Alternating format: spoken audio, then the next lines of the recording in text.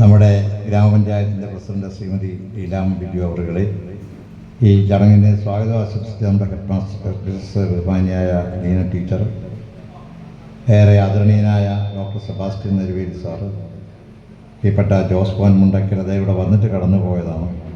ശ്രീ മാത്യു തോമസ്, നമ്മുടെ ഗ്രാമപഞ്ചായത്തിൻ്റെ standing committee chairman, Shrimati Smitha Vinod, standing committee chairman, Shrimati Manju Dileep, Kozhuvana ഗ്രാമപഞ്ചായത്തിൻ്റെ ഈ വാർഡിൻ്റെ അംഗം, ശ്രീ മോഹൻ കോട്ടയിൽ, റിട്ടയർഡ് ഡയറ്റിൻ്റെ ലെക്ചർ കൂടിയായ ബഹുമാനായ ശ്രീ മോഹൻ കോട്ടയിൽ, നമ്മുടെ ഇവിടുത്തെ റിട്ടയർഡ് അധ്യാപികമാരും മിസ്സന്മാരൊക്കെ ആയിട്ട് പ്രവർത്തിച്ചിട്ടുള്ള Shrimati K Sarojamma teacher, Shrimati KM Kamalamma teacher, Shrimati K Jagathamma teacher, എൻ്റെ പ്രിയ സുഹൃത്തു കൂടിയായ നമ്മുടെ മുൻ ഹെഡ് മാസ്റ്റർ ജോസൂട്ടി സാറ്, എൻ്റെ മറ്റൊരു സുഹൃത്തു കൂടിയായ നമ്മുടെ സജികുമാർ സാറ്, ശ്രീ മോൻസ് ജോസ്, ഇവിടുത്തെ മോൻസി ജോസ്, നമ്മുടെ ശ്രീമതി മോൻസി ജോസ് നമ്മുടെ പൂർവ്വ വിദ്യാർത്ഥിനിയാണ്, ശ്രീ K ബാലകൃഷ്ണൻ നായർ നമ്മുടെ പൂർവ്വ വിദ്യാർത്ഥി ഉൾപ്പെടെയുള്ള ഈ ചടങ്ങിൽ പങ്കെടുക്കുന്നവരെ മുഴുവൻ അധ്യാപകരാണ്. ഈ ചടങ്ങിലെ ഏറ്റവും നിറഞ്ഞ സാന്നിധ്യമായി ഇവിടെയുള്ള പ്രിയപ്പെട്ട അധ്യാപക സുഹൃത്തുക്കളെ, അതോടൊപ്പം തന്നെ മാധ്യമ സുഹൃത്തുക്കളെ, മറ്റ് പ്രിയപ്പെട്ടവരെ, സത്യത്തിൽ ഞാൻ ആദ്യമായിട്ട് കൊഴുവന ഗ്രാമപഞ്ചായത്ത് പ്രസിഡന്റിനോട് നന്ദി പറയുകയാണ്. അധ്യക്ഷ പ്രസംഗത്തിന് ശേഷമായിരുന്നു ഉദ്ഘാടനമെങ്കിലും എനിക്ക് താലൂക്ക് വികസന സമിതികളെല്ലാം 1-ാം തീയതിയും നമ്മുടെ താലൂക്കിൽ നടക്കുന്നതാണ്. അപ്പോൾ കാഞ്ഞിരപ്പള്ളി താലൂക്കിലെ വികസന സമിതിയായിട്ട് 11 മണിക്ക് തുടങ്ങും. അതുകൊണ്ട് എനിക്ക് അവിടെ എത്തിച്ചേരേണ്ട ഒരു സാഹചര്യം കൊണ്ടാണ് ഒന്നാമത് ഞാൻ തന്നെ വളരെ വൈകിയാണ് ഇവിടെ എത്തിച്ചേർന്നത്. ഈ നിയമസഭാ സമ്മേളനമുള്ള സമയമാകുമ്പോൾ ഇടയ്ക്കുള്ള ദിവസങ്ങൾ വളരെ തിരക്ക് പിടിച്ച ദിവസങ്ങളായി പോകുന്നത് കൊണ്ടാണ്. അതുകൊണ്ട് ദയവായി ക്ഷമിക്കണം എന്നുകൂടെ സൂചിപ്പിച്ചുകൊണ്ട് നമ്മുടെ മേവട ഗവൺമെൻറ് LP സ്കൂളിൻ്റെ ശതാബ്ദി ആഘോഷത്തിൻ്റെ ഭാഗമായിട്ടാണ് നമ്മുടെ ഈ അധ്യാപക സംഘവും അതോടൊപ്പം തന്നെയുള്ള ആദരിക്കൽ ഇവിടെ സംഘടിപ്പിച്ചിരിക്കുന്നത്. യഥാർത്ഥത്തിൽ ഈ സ്കൂളിൻ്റെ ഈ ജൂബിലിയുടെ ഭാഗമായി ഇത്തരം ഒരു പരിപാടി സംഘടിപ്പിച്ചത് തീർച്ചയായിട്ടും സംഘാടകരെ അനുമോദിക്കേണ്ട ഒരു കാര്യമാണ്. കാരണം ഇവിടെ വന്നിരിക്കുന്ന ഈ അധ്യാപകരെല്ലാം ഓരോ കാലഘട്ടത്തിലെ വിദ്യാലയത്തിൻ്റെ മുൻപോട്ടുള്ള യാത്രയിൽ അവരുടേതായ വലിയ പങ്ക് നിർവഹിച്ച ആളുകളാണ്. അവരുടെ ഊർജവും അവരുടെ കഴിവും അവരുടെ മനസ്സുമെല്ലാം നന്നായി അർപ്പിച്ച് ഈ വിദ്യാലയത്തെ അതിൻ്റെ 100ന്റെ നിറവിലേക്ക് എത്തിക്കാൻ ഈ അധ്യാപകരുടെ വലിയൊരു സംഭാവന തീർച്ചയായിട്ടുണ്ട്. അതുകൊണ്ട് തന്നെ നമ്മുടെ ജീവിതത്തിലെ ഏറ്റവും സന്തോഷകരമായ ഏത് നിമിഷവും അതിന് കാരണഭൂതരായ ആളുകളെ നമ്മൾ കാണുകയും അവരെ ആദരിക്കുകയും അവരെ ക്ഷണിച്ച് ഇവിടെ കൊണ്ടുവന്ന് ആദരിക്കുകയും ചെയ്യുക എന്നുള്ളത് തീർച്ചയായിട്ടും ഒരു പരിഷ്കൃതമായ നല്ലൊരു കാഴ്ചപ്പാടിൻ്റെയും ഒരു വലിയ മാനസിക ഒരു നല്ല നന്മയുടെയും ഭാഗമാണ്. ആ അർത്ഥത്തിൽ പ്രിയപ്പെട്ട അധ്യാപകരെ ഇന്നിവിടെ ആദരിക്കുമ്പോൾ ഈ ദിവസത്തിന് 2 പ്രത്യേകത ഞാൻ കാണുന്നുണ്ട്. ഒന്ന്, ഇത് ലോക അധ്യാപക ദിനം കൂടിയാണ്. നമ്മൾ സാധാരണ സെപ്റ്റംബർ 5-ാം തീയതിയാണ് അധ്യാപക ദിനമായി ഡോക്ടർ രാധാകൃഷ്ണ ജന്മദിനം ആഘോഷിക്കുമ്പോൾ ലോകത്തെമ്പാടും ഉള്ളത് ഒക്ടോബർ മാസം 5-ാം തീയതിയാണ്. ആ അർത്ഥത്തിൽ ഈ ദിവസത്തിന് ഏറെ പ്രാധാന്യമുണ്ട്. അപ്പോൾ അങ്ങനെ ലോകത്തെമ്പാടുമുള്ള അധ്യാപകരെയും ഗുരുക്കന്മാരെയും ആദരിക്കുന്ന മഹനീയമായ ദിവസത്തിൽ തന്നെ ഈ ദിവസം കണ്ടെത്തുവാൻ കഴിഞ്ഞതിൽ തീർച്ചയായിട്ടും നിങ്ങൾ അഭിനന്ദനം അർപ്പിക്കുന്ന ആളുകളാണ്. മറ്റൊന്ന്, നമുക്കറിയാം ഈ നവരാത്രി കാലമാണ്. ഇപ്പോൾ നവരാത്രിക്ക് ഉള്ള ഏറ്റവും വലിയ പ്രത്യേകത അക്ഷരങ്ങളെ പൂജിക്കുന്ന ഒരു കാലഘട്ടമാണ്. അക്ഷരങ്ങൾക്കോട് അല്ലെങ്കിൽ അക്ഷരങ്ങളെ ആളുകൾ പല രീതിയിൽ അവരുടെ വിശ്വാസം അനുസരിച്ച് ആദരിക്കുന്നൊരു കാലഘട്ടം കൂടിയാണ്. അപ്പോൾ അറിവിനെ അടുത്തറിയാനും ആദരിക്കാനും കഴിയുന്നൊരു കാലഘട്ടത്തിൽ അറിവ് പകർന്നു തന്ന അധ്യാപകരെ ഓർക്കാൻ കഴിയുക എന്നുള്ളത് വലിയൊരു ഭാഗ്യമാണ്. തീർച്ചയായിട്ടും ഈ പ്രിയപ്പെട്ട അധ്യാപകരെ എല്ലാം ഞാൻ വളരെയേറെ സ്നേഹപൂർവ്വം ഈ സന്ദർഭത്തിൽ വന്ദിക്കുന്നു. എന്നെ സംബന്ധിച്ചിടത്തോളം എനിക്കും വ്യക്തിപരമായുള്ളൊരു സന്തോഷം ഇവിടെ പറഞ്ഞതുപോലെ കുറേ കാലം അധ്യാപകനായി പ്രവർത്തിക്കാൻ കഴിയും എന്നുള്ളത് എൻ്റെ ജീവിതത്തിലെ വലിയൊരു ഭാഗ്യമായി തന്നെ ഞാൻ കരുതുകയാണ്. ഞാൻ പറയാറുണ്ട്, ദൈവം എന്നോട് ഇനിയും വന്ന് അടുത്ത ജന്മത്തിൽ ആരാകണമെന്ന് ചോദിച്ചാൽ ഞാൻ സത്യമായിട്ട് MLA ആകണമെന്നും ആവശ്യപ്പെടുകയില്ല. ഒരിക്കൽ കൂടി ജീവിതത്തിൽ ഒരു അധ്യാപകനായി ജനിക്കണമെന്ന് മാത്രമേ ഞാൻ ദൈവത്തോട് പ്രാർത്ഥിക്കുകയുള്ളൂ. കാരണം അധ്യാപനത്തിൻ്റെ ഒരു അധ്യാപകനായതിൻ്റെ ഒരുപാട് സന്തോഷവും അതിൻ്റെ ഒരുപാട് സ്നേഹമൊക്കെ തന്നെ വളരെയേറെ അടുത്തറിഞ്ഞതാണ്. ഞാനെപ്പോഴും പറയാറുണ്ട്, ഈ MLA-മാരോടോ ജനപ്രതിനിധികളോടോ ഒക്കെ കാണിക്കുന്ന സ്നേഹത്തിന് തൽക്കാല ആ കാലഘട്ടത്തിലുള്ള സ്നേഹം മാത്രമേ ഉള്ളൂ. ഈ സ്ഥാനം പോയി കഴിഞ്ഞാൽ പിന്നെ പിറ്റേ ദിവസത്തെ ആളുകൾ നമ്മളെ മറക്കാൻ തുടങ്ങും. കാരണം അത്രേ ഉള്ളൂ ലോകത്തിൻ്റെ ഒരു സ്വഭാവം അതാണ്. കാരണം അങ്ങനെ ഓർത്തിരിക്കാൻ കഴിയില്ല എല്ലാവരും. വളരെ അപൂർവമായ ആളുകളെ ഒരു പക്ഷേ ഓർത്തിരിക്കാം. പക്ഷേ ഒരു അധ്യാപകനെ ഒരിക്കലും ഒരു വിദ്യാർത്ഥി അല്ലെങ്കിൽ ആ സമൂഹം ഒരിക്കലും വിസ്മരിക്കുന്നത്. നല്ല അധ്യാപകൻ, ഞാൻ നല്ല അധ്യാപകനെന്ന് അടിവരയിട്ട് പറയാൻ ആഗ്രഹിക്കുകയാണ്. എല്ലാവരും നല്ല അധ്യാപകരാണെന്ന് എനിക്ക് തോന്നാറില്ല.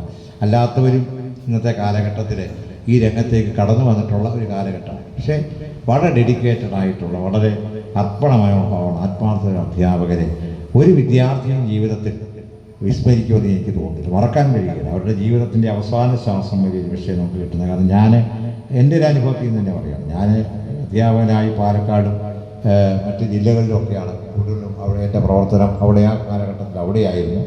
പിന്നീട് ഞാൻ MLA ആയിട്ടൊക്കെ പല മീറ്റിങ്ങുകൾക്കും ചെല്ലുമ്പോഴും എൻ്റെ പല പൂർവ്വ വിദ്യാർത്ഥികളെയും ഞാൻ പല ഓഫീസുകളിലും പല സന്ദർഭത്തിലും കാണാറുണ്ട്.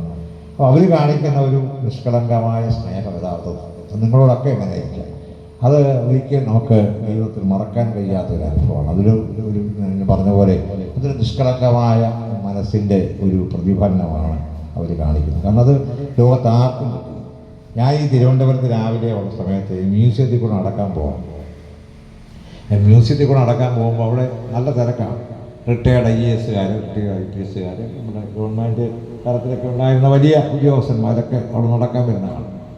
പക്ഷേ ഞാൻ കണ്ടൊരു പ്രത്യേകത, ഒരിക്കൽ ഞാൻ നടന്നു പോകുമ്പോൾ ഒരാൾ പെട്ടെന്ന് ടീച്ചറെ എന്ന് പറഞ്ഞൊരു ഒരു കുട്ടി വളരെ പെട്ടെന്ന് പ്രായമുള്ള ഒരാൾ പെട്ടെന്ന് ഓടി മറ്റൊരാളുടെ അടുക്കലേക്ക്, ടീച്ചറാണ്. ഞാൻ തിരിഞ്ഞു നോക്കിയാൽ എനിക്ക് പരിചയമുള്ള ടീച്ചറാണ്. ഈ ആൾക്കൂട്ടത്തിൻ്റെ ഇടയിൽ എത്ര കേരളത്തിലെ ഏറ്റവും സീനിയറായ, ഏറ്റവും മുൻനിരയിലുള്ള ഒരു സർക്കാർ ജീവനക്കാരനോ ഉദ്യോഗസ്ഥനോ കടന്നു പോകുമ്പോൾ റിട്ടയർ ചെയ്ത് കഴിഞ്ഞാൽ പിന്നെ കാണുകയാണ്. പക്ഷേ സ്വന്തം അധ്യാപകന് എവിടെ ഏത് ആൾക്കൂട്ടത്തിലെ ഒരു വിദ്യാർത്ഥിക്ക് തിരിച്ചറിയാൻ കഴിയുന്നു എന്നുള്ളതാണ് ഏറ്റവും പ്രധാനപ്പെട്ട കാര്യം. ഇത് മറ്റാർക്കും കിട്ടാത്ത ഒരു പൂർവാർജിതമായ ദൈവത്തിൻ്റെ ഒരു പുണ്യമാണ്, ഒരു വരദാനമാണ് ഒരു അധ്യാപകനായി ജീവിക്കാൻ കഴിഞ്ഞത് എന്നുള്ള കാര്യത്തിൽ യാതൊരു സംശയമില്ല.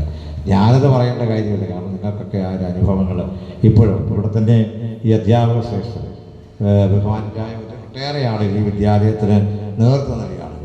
ഈ ഞാനിപ്പോൾ ജോസൂട്ട് സാറിനെ ഇവിടെ ചെയ്തു, വളരെ പെട്ടെന്ന് ഞാൻ കണ്ടില്ല, പെട്ടെന്ന് ഞാൻ തിരിഞ്ഞു നോക്കിയപ്പോഴാണ് കണ്ടത്. എത്ര വർഷങ്ങളായിട്ട് സാറ് കുറേ കാലമായിട്ട് എൻ്റെ ഞങ്ങളുടെ സ്കൂളിലെ അധ്യാപകനായി പ്രവർത്തിച്ച ആളാണ് പള്ളിക്കത്തോട്ടിൽ. അതോടൊപ്പം തന്നെ സൈസാറ് കുറേ കാലം വെള്ളാവൂർ സ്കൂളിലെ അധ്യാപകനായിരുന്നു. അങ്ങനെ എവിടെ വെച്ച് കണ്ടാലും നമ്മൾ ഏത് ആൾക്കൂട്ടത്തിൽ ഇവരെയൊക്കെ മറക്കാൻ ഒരിക്കലും കഴിയില്ല. കാരണം അതാണ് അധ്യാപകന് കിട്ടിയൊരു വലിയ ഭാഗ്യം. മറ്റൊന്ന്, മറ്റുള്ള ആളുകൾ ശരിക്കും പോകുന്നത് ഒരു വിദ്യാർത്ഥിയെ രൂപപ്പെടുത്തിയെടുക്കുന്നത് അധ്യാപകൻ്റെ പങ്കാണ് ഏറ്റവും പ്രധാനപ്പെട്ടത്. മാതാപിതാക്കളെക്കാളാണ് അധ്യാപകൻ്റെ ഒരു മാനറിസം പോലും, ഒരു ബോഡി ലാംഗ്വേജ് പോലും സത്യത്തിൽ നമ്മളറിയാതെ നമ്മുടെ ജീവിതത്തിൽ അച്ഛൻ്റെയോ അമ്മയുടെയോ ഒരു മാനറിസത്തെക്കാളേറെ അധ്യാപകൻ്റെ ബോഡി ലാംഗ്വേജ്, അവൻ്റെ മാനറിസം ഒരു വിദ്യാർത്ഥിയെ സ്വാധീനിക്കുന്ന ഘടകമാണ്. ഞാൻ പറയുമ്പോൾ എൻ്റെ ഒരു അനുഭവം പറയാം. എൻ്റെ പഠിപ്പിച്ച എൻ്റെ ഒരു അധ്യാപകനാണ് ഡോക്ടർ രാമേന്ദ്രൻ നായർ, യൂണിവേഴ്സിറ്റി കോളേജിൽ എൻ്റെ എക്കണോമിക്സ് പഠിപ്പിച്ച അധ്യാപകനാണ്. അപ്പോൾ എനിക്കൊരു വലിയ ജീവിതത്തിൽ ഒരു ഭാഗ്യമുണ്ടായി. കാരണം എന്നെ പഠിപ്പിച്ചതുള്ളൂ കേരളത്തെ അറിയപ്പെടുന്ന അധ്യാപകരുടെ താരനിരയുണ്ടായിരുന്ന കാലത്താണ് ഞാൻ യൂണിവേഴ്സിറ്റി കോളേജിൽ ചെല്ലുന്നത്. അന്ന് ONV Kurup sir Malayalam department, Thirunellur Karunakaran sir, GN Panicker sir ഇംഗ്ലീഷിൽ, ഹൃദയകുമാരി ടീച്ചർ, അങ്ങനെ കേരളത്തിൻ്റെ അറിയപ്പെടുന്ന താരനിരകളെല്ലാം ഉണ്ടാവും. Doctor Ramendran Nair sir economics ആയിരുന്നു എൻ്റെ വിഷയം. അപ്പോൾ ഈ എൻ്റെ ഒരു അധ്യാപകനാണ്, അദ്ദേഹത്തിൻ്റെ ഒരു പ്രശ്നം ഈ ഡെസ്ക് എപ്പോഴും എടുത്ത് ഇങ്ങനെ മേശപ്പോട്ട് അടിക്കുമായിരുന്നു. സാറ് ക്ലാസ്സിൽ നിന്ന് ഇറങ്ങി പോകുമ്പോൾ ഏതാണ്ട് സാറ് മൊത്തത്തിൽ ഈ ഇതിനകത്ത് കുളിച്ചിറങ്ങിയിട്ടുണ്ട്. ഇത് കണ്ടാണ് ഞാൻ വളർന്നത്. എനിക്ക് ജീവിതത്തിൽ അധ്യാപകനാണെന്ന് ആഗ്രഹിക്കാൻ കാരണം സത്യത്തിൽ ഇവരൊക്കെയാണ്. M കൃഷ്ണനായർ സാറിൻ്റെ അധ്യാപകൻ, മറ്റേ സാഹിത്യവാര പറയുന്നത് കൃഷ്ണനായർ സാറിൻ്റെ ഒരു ക്ലാസ് എന്ന് പറഞ്ഞാൽ സത്യത്തിൽ ആകെ എൻ്റെ ഒരു വർഷം പഠിപ്പിച്ചത് ഈ ചങ്ങമ്പുഴയുടെ മനസ്സിനിലെ 4 വരികളാണ്. മഞ്ഞത്തെറ്റി പൂങ്കുല പോലെ മഞ്ഞവിടകൻ പുലർകാലെ നിന്നൂരിടലേ നീയൻ മുമ്പിൽ, ഞാനിപ്പോഴും ഉറക്കുന്നു, നിന്നൂരിടലേ നീയൻ മുമ്പിൽ നിർവൃതി തൻ പൊന്നും കതിർ പോലെ, ഈ 4 വരി വരച്ച് സാറ് മടക്കില്ല. പിന്നെ വിശ്വസാഹിത്യത്തിലെ മുഴുവൻ സത്യത്തിലൊരു വായന ശീലം ഉണ്ടാക്കിയെടുത്തതിൽ സാറിൻ്റെ ക്ലാസ്സുകൾക്ക് വലിയൊരു പങ്കുണ്ട്. കാരണം അന്നാണ് നമ്മൾ ലോക സാഹിത്യം ഇത്രയും എഴുത്തുകാരും കഥകളും ഉണ്ടെന്നും ഈ കഥകളെയെല്ലാം ക്ലാസ് മുറികളിൽ വെച്ച് പരിചയപ്പെടുത്തി പരീക്ഷയ്ക്ക് വിളിക്കണമെങ്കിൽ നമ്മുടെ സത്യം പറഞ്ഞാൽ ഞാനൊരിക്കൽ നമ്മുടെ ബിഷപ്പൂർ കോളേജിലെ മുൻ അധ്യാപകനായിരുന്നു, അറിയാതിരിക്കും സാറിനെ ഞാനൊരിക്കൽ വഴിക്ക് ട്രെയിനെ വെച്ച് പരിചയപ്പെട്ടപ്പോൾ പറഞ്ഞു, സാറ് ഞാൻ ഏകലവ്യനെ പോലെ, കാരണം എൻ്റെ യഥാർത്ഥ ഗുരുനാഥൻ സാറാണ് മലയാളം ജയിക്കാൻ കാരണം. കാരണം ഈ ഇവരുടെ ആരുടെ ക്ലാസ് ഇരുന്നാൽ മലയാളം ജയിക്കാൻ പറ്റുകയില്ല. പക്ഷേ ലോകസാഹിത്യം ഒരു അധ്യാപകൻ എവിടെയാണെന്ന് ചോദിച്ചാൽ മോട്ടിവേറ്റ് ചെയ്യുന്നവനായിരിക്കണം. ക്ലാസ്സിലെ പാഠപുസ്തകം തത്തമ്മ പറയുന്ന പോലെ പറയുന്നൊരു അധ്യാപകനല്ല. ഒരു മോട്ടിവേറ്റ് ചെയ്യാൻ കഴിയും. ഇവരെല്ലാം മോട്ടിവേറ്റ് ചെയ്യപ്പെട്ട അധ്യാപകരാണ്. സത്യം നമ്മളെ പലതിലേക്കും നമ്മളെ പ്രേരിപ്പിച്ച് മുമ്പോട്ട് കൊണ്ടുപോയ ഒരു അധ്യാപകരായിരുന്നു അവരൊക്കെ എന്നുള്ളതാണ് ഏറ്റവും പ്രധാനപ്പെട്ട കാര്യം. അങ്ങനെ ഗോപിനാഥ സാറിൻ്റെ ഗൈഡ് വെച്ചാണ് പരീക്ഷ എഴുതിക്കൊണ്ടത്. പക്ഷേ ക്ലാസ് കൃഷ്ണനാഥ് സാറിൻ്റെ ക്ലാസ്സിൽ ഹിന്ദിക്കാരോടെ കയറി വരും മലയാളം ക്ലാസ്സിൽ. കാരണം ഒരു 150-200 പേര് കാണാം ക്ലാസ്സിൽ. കാരണം അദ്ദേഹത്തിൻ്റെ ക്ലാസ്സിൻ്റെ പ്രത്യേകത ഞാൻ പറഞ്ഞത്. അങ്ങനെ ഇവരൊക്കെയാണ് സത്യം അധ്യാപകനെ പ്രേരിപ്പിച്ചൊരു ഘടകം. പക്ഷേ ഒരു കാര്യം എനിക്ക് മനസ്സിലായി, അവരുടെയൊക്കെ ഓരോ തലമുറ കഴിയുന്തോറും അധ്യാപകരുടെ ഇത് കുറഞ്ഞു വരികയാണ് എൻ്റെ ഒരു അനുഭവം. കാരണം എൻ്റെ അധ്യാപകരുടെ 7 എടുത്തെടുക്കാൻ പറ്റുന്ന അധ്യാപകനല്ലായിരുന്നു ഞാൻ. ഒരുപക്ഷെ ഞാൻ പഠിപ്പിച്ചവർക്ക് ആരെങ്കിലും അല്ലാത്തവർ കാണാം, ഒരു എക്സെപ്ഷൻ കേസായി. പക്ഷേ എങ്കിലും പല പൂർവ്വന്മാരായ അധ്യാപകരും അറിവിനപ്പുറത്തേക്ക് അവരുടെ പാഠപുസ്തകത്തിൻ്റെയോ അവരുടെ വിഷയത്തിൻ്റെയൊക്കെ അപ്പുറത്തേക്ക് വളരെയേറെ തലങ്ങളിൽ വിദ്യാർത്ഥികളെ കൊണ്ടുപോകാൻ കഴിയുന്ന ഒരു വലിയ അധ്യാപക സമൂഹം നമുക്കുണ്ടായി. ഞാനൊരു സങ്കടം ഒരിക്കൽ പങ്കുവച്ചൊരു കാര്യം കൂടി. സത്യത്തിൽ യൂറോപ്യൻ രാജ്യങ്ങളിലൊക്കെ പ്രമുഖരായ അധ്യാപകർ 18ാമത്തെ വയസ്സിൽ അധ്യാപകനായാണ്. ഞാൻ പറഞ്ഞത് ഈ ഒരു തലമുറ അന്നത്തെ കാലഘട്ടം, അന്ന് അവരുടെ ക്ലാസ് മുറികളിലെ ക്ലാസ്സുകൾ യഥാർത്ഥത്തിൽ റെക്കോർഡ് ചെയ്യപ്പെടുക. ഇപ്പം ഞാൻ പറയും, Leelavathi teacher, M K Shanu മാഷ്, വിജയൻ മാഷ്, ഇങ്ങനെ കേരളത്തിലെ അധ്യാപകരിൽ എത്രയോ പേരുണ്ടായി. കോയിനെക്കുറിച്ചാണ് ഞാൻ പറയാൻ വന്നാൽ ഒരുപാട് പേരുണ്ട്. ഇവരുടെ ആരുടെ ക്ലാസ്സുകൾ അടുത്ത തലമുറയ്ക്ക് കേൾക്കാൻ കഴിഞ്ഞില്ല.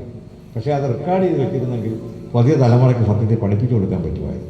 പക്ഷെ നമ്മളെന്തോ അത് ചെയ്യാതെ പോയൊരു കാര്യമാണ്. അതുകൊണ്ട് തന്നെ ഈ പ്രഗത്ഭരായ അധ്യാപകരെ അടുത്ത തലമുറയ്ക്ക് അറിയാതെ പോയി എന്നുള്ളത് ഒരു യാഥാർത്ഥ്യമായി നിൽക്കുകയാണ്. പക്ഷേ എങ്കിലും അവരുടെയൊക്കെ ക്ലാസ് കുറയും. മാത്രമല്ല, ഞാൻ ഒരു കാര്യം കൂടെ പറയും. ഞാൻ പറയാൻ കാരണം, കേരളത്തിലെ കലാലയങ്ങൾ അധ്യാപകരുടെ പേരിൽ അറിയപ്പെട്ട കലാലയങ്ങളാണ്. ഇപ്പോൾ കരശ്ശേരി ബ്രഹ്മൻ കോളേജ് വിജയൻ മാസ്റ്റർ കോളേജായിട്ട് അറിയപ്പെട്ടു. മഹാരാജാസ് കോളേജ് അറിയപ്പെട്ടത് എം കെ ഷാനു മാസ്റ്ററുടെയും ലീലാവതി ടീച്ചറിൻ്റെയും കലാലയമായിട്ടാണ്.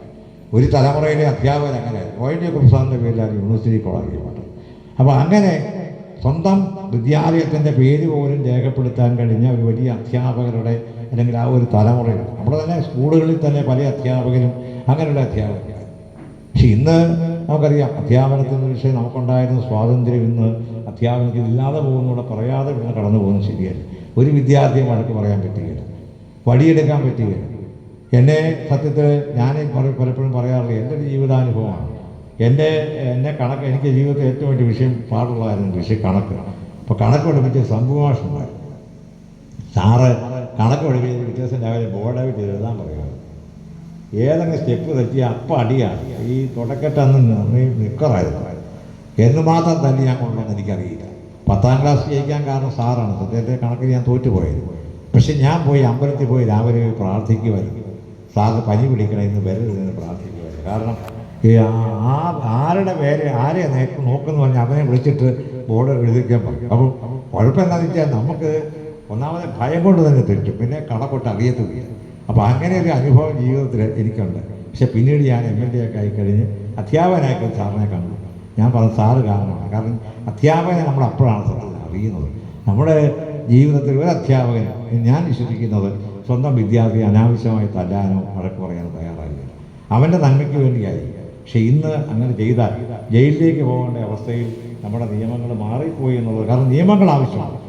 പക്ഷേ നിയമങ്ങൾ പലപ്പോഴും പ്രത്യേകിച്ച് ഈ മേഖലയിലൊക്കെ അധ്യാപകൻ്റെ സ്വാതന്ത്ര്യത്തെ ഹനിക്കുന്ന നിലപാടുകൾ, അല്ലെ അതിനെ കൂച്ചുവലം കിട്ടുന്ന നിലപാടുകൾ തെറ്റാണ്. അതുകൊണ്ടാണ് പുതിയ തലമുറയിൽ ആരെങ്കിലും വഴക്ക് പറയാൻ പോകും, വെറുതെ പോയി തലവേദന പിടിക്കാൻ കഴിയില്ല. വയനാട്ടിലെ അധ്യാപകൻ്റെ കഥ നമുക്കറിയാം. വഴക്കുണ്ടാക്കിയത് പോയി തലവെച്ചതിന് അവസാനം പോയി 15 ദിവസം പോയി ജയിലിൽ കിടക്കേണ്ടി വരും. ഇന്നത്തെ കാലഘട്ടമാണ്.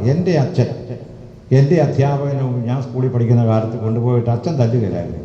പക്ഷേ സാറ് ഇവൻ്റെ എണ്ണം കൊടുക്കണമെന്ന് പറയുന്നത്. ഒരു തലമുറയിലെ അധ്യാപകന് ഉള്ള അവകാശം, അച്ഛനെ അമ്മയെക്കാട്ടുള്ള അവകാശം അധ്യാപകനുണ്ടായിരുന്ന ഒരു കാലഘട്ടത്തിലൂടെയാണ് നമ്മൾ കടന്നു പോകുന്നത്.